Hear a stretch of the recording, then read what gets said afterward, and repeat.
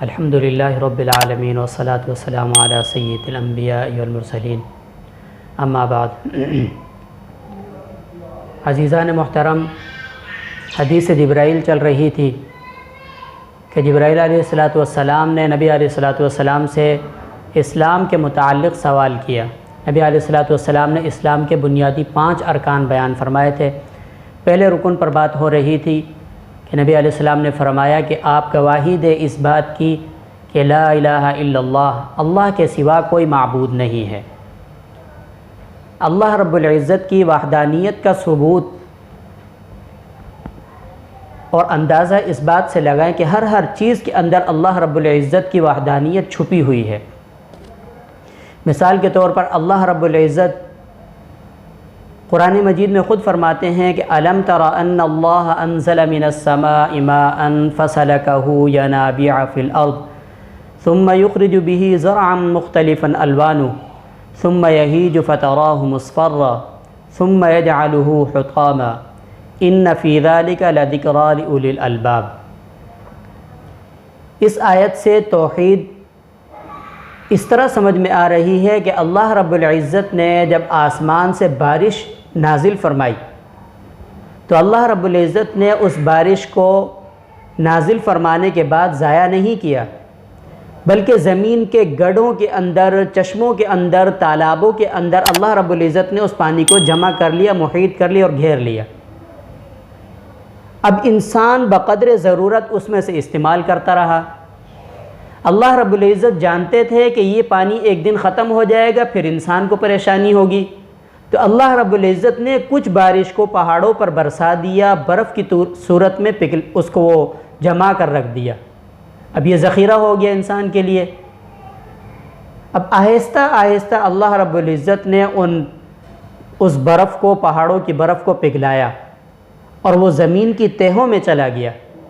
اب وہ پانی آبشاروں کی صورت میں نکل پڑا، کہیں چشموں کی صورت میں نکل پڑا، اور کہیں کنواں کھودا تو وہاں سے وہ پانی نکل آیا۔ تو یہ اللہ رب العزت کی بین دلیل ہے۔ پھر اس پانی کے ذریعے سے اللہ رب العزت نے زمین کو ایسا سیراب کیا کہ اس میں سے کھیتی اگ گئی۔ بعض گھاس پھوس اگا دیا کہ جانوروں کے کام بھی آ جائے، بعض جگہ کھیتی اگائی اناج وغیرہ کہ انسانوں کے کام آئے گا، بعض جگہ درخت اگا دیے۔ اب ان سب کو مختلف بنایا، کیلے کا درخت الگ، بیل بنائی وہ الگ، آم کا درخت الگ، کسی درخت کے تنے موٹے، کسی کے پتلے، کسی کے پتے مختلف۔ یہ سب اللہ رب العزت کی وحدانیت پر دلیل ہیں۔ اب اللہ رب العزت نے آسمان پر چاند کو ظاہر کیا، اس سے ان پھلوں کے اندر، ان چیزوں کے اندر مٹھاس پیدا ہوئی، غذائیت پیدا ہوئی۔ سورج کو بھیجا، اس نے اپنی کرنوں کے ذریعے سے ان چیزوں کو پکایا۔ اللہ رب العزت نے اس کو تمام مکمل کر دیا، اپنے ایک مقام تک پہنچا دیا۔ پھر اللہ رب العزت نے اس کو انسان کے لیے مسخر کر دیا۔ اب انسان اس کو کھاتا ہے تو گندم کا ذائقہ الگ، آم کا ذائقہ الگ، اور مختلف غذاؤں کا ذائقہ الگ۔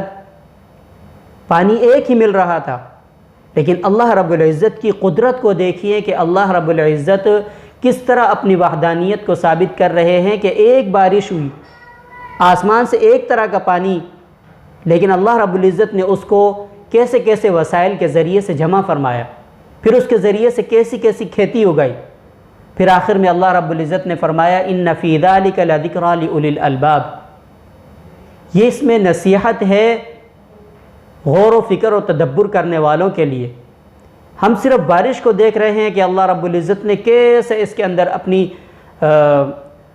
وحدانیت کو ثابت کیا، تو اللہ رب العزت کی وحدانیت کو ہر چیز میں، ہر موقع پر، ہر ذرے کے اندر اگر ہم غور و فکر کریں تو اللہ رب العزت کی وحدانیت روز عیاں اور اظہر من الشمس کی طرح واضح اور ظاہر ہو جائے گی۔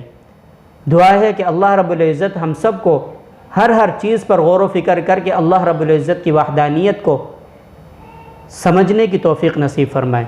وآخر دعوانا ان الحمد للہ رب العالمین۔ کتنے